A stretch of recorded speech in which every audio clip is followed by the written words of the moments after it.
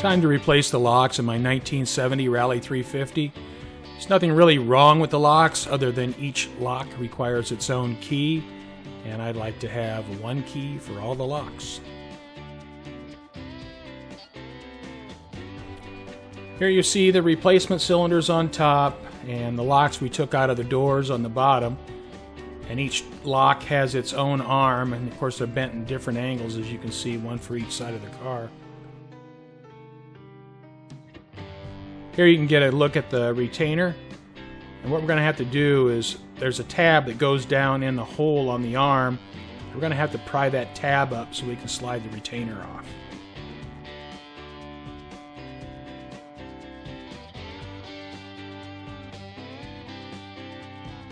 I used a small flat blade screwdriver, got it underneath the back of the retainer, slid it over so I can get underneath that tab, and then pried the tab up out of the hole.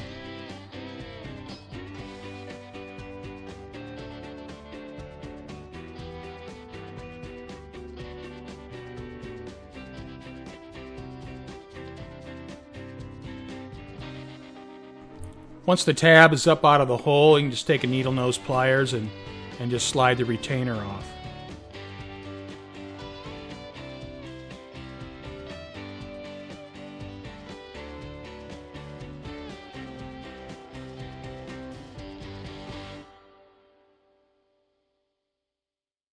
Once the retainer's off, we can move the arm to the new cylinder.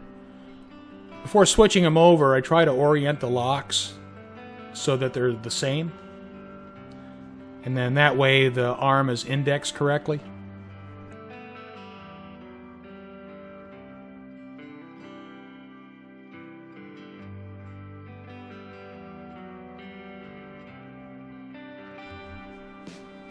Once the arm is in place, we can install the new retainer, and then we'll push that tab down into the hole again just like it was before, so the retainer can't slide off.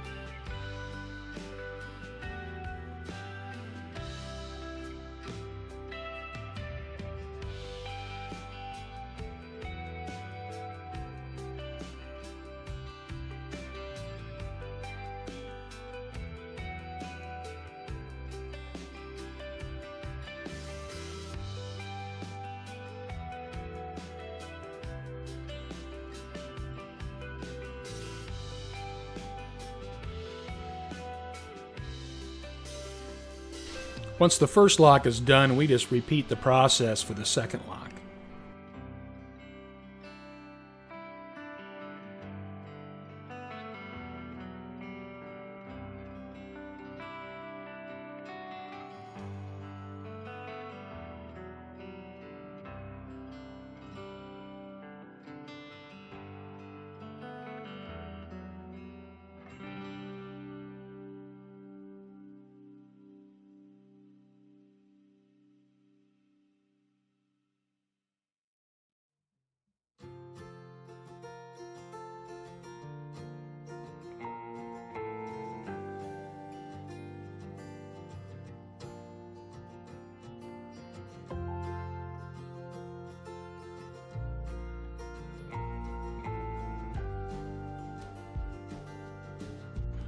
Once the arms are installed, it's time to put on a new gasket.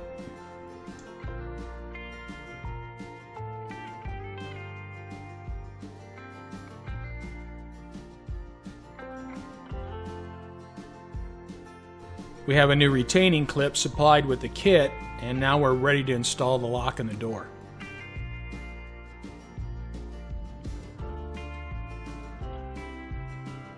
The lock has been inserted in the door, and the arm's been placed over the lock mechanism. So what we're going to do now is there's two tabs on the cylinder, and we slide the new retaining clip in between those two tabs and the door skin.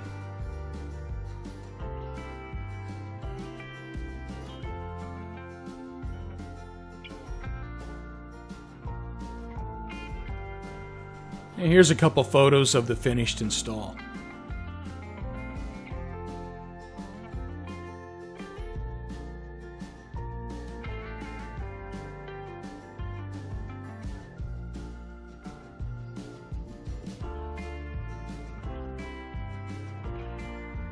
Now we'll install the new trunk lock.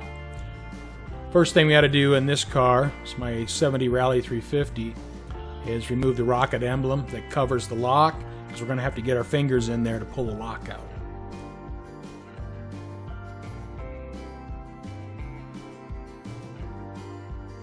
The retaining clip for the trunk lock is different than the doors, and here in this example for my 70 Cutlass is typical for most 68 through 72 GMA bodies.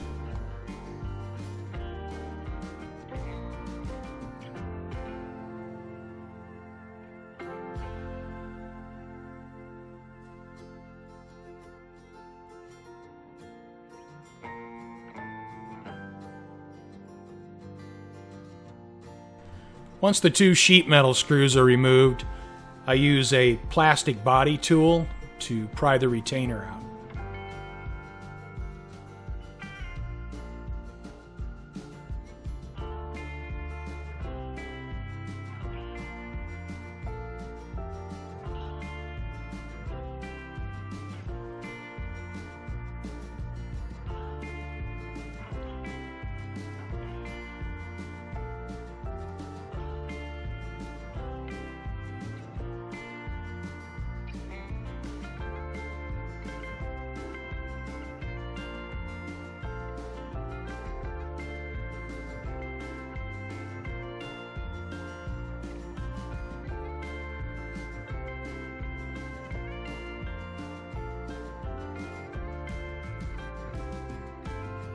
To remove the lock, just reach behind the latch, and there's a rod that connects to the lock cylinder. Just push up on the rod, and you'll be able to get your fingers in there and pull the lock out.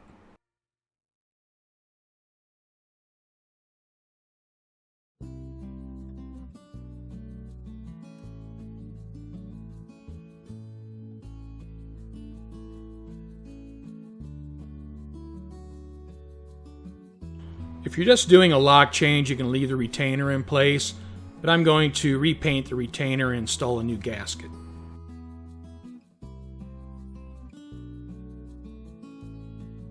The kit comes with a new rod, but if we're going to want to use that, we're going to need to duplicate the old rod. And it's not really a rod, it's just a flat piece of steel, but that's the best name I can come up with. There's a tab on the rod that fits in that recess, and then there's just a spring on the end of the lock cylinder that holds it in place.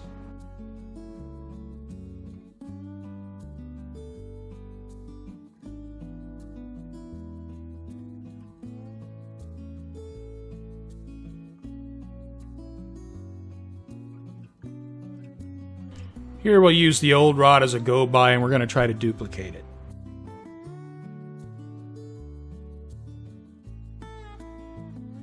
And you can go through this process to bend up a new rod, but honestly, it's just easier just to reuse the old one. But if your trunk lid doesn't have a lock, then obviously you'll need to use it.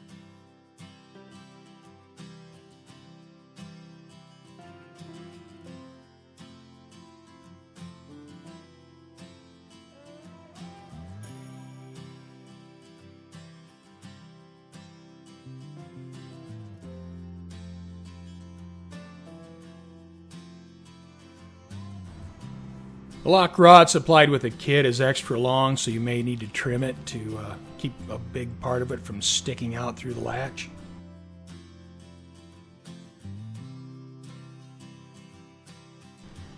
Here's the repainted retainer and the new gasket.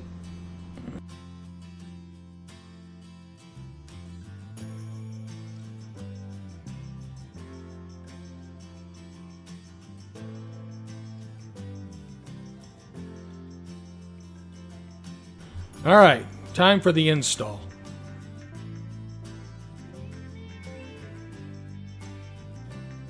Here I'm verifying that I have it oriented correctly, so when I go to put the lock in, I don't have any issues.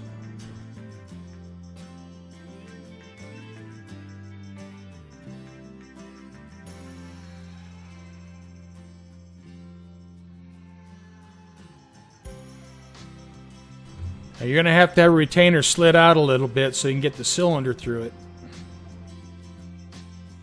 And now we'll slide the rod into the latch and put the cylinder in place.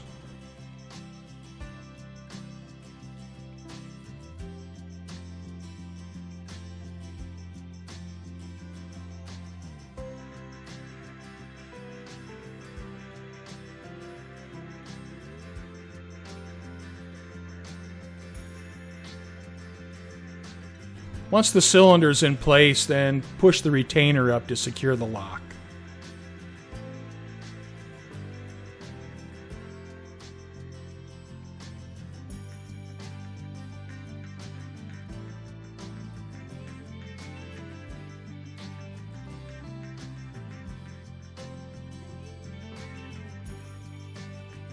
Lastly, we'll insert the repainted screws and call it a job done.